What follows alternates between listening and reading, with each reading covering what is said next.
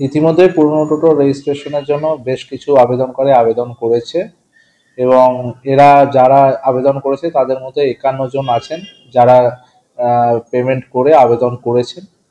এই সংখ্যাটা আস্তে আস্তে বাড়বে, কেননা মাঝে একটা বেশ বড় ছুটি গেল।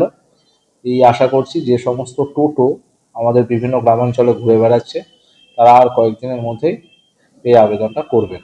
সরকারি যে নির্দেশিকা আছে 30 তারিখের মধ্যে, অর্থাৎ 30শে নভেম্বরের মধ্যে তাকে আবেদন করতে হবে, এবং তাকে টোটোর যে টিটি এর নাম্বার যেটা সরকারিভাবে দেওয়া হচ্ছে সেই নাম্বার নিয়ে গাড়িতে লাগিয়ে তাকে রাস্তায় চলতে হবে নির্দিষ্ট রুটে।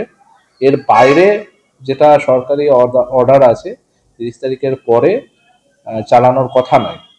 আমরা সেই রকম যা নির্দেশিকা আসবে বা নির্দেশিকা আছে সেই মতো আমরা আগামী দিনে ব্যবস্থা নেব।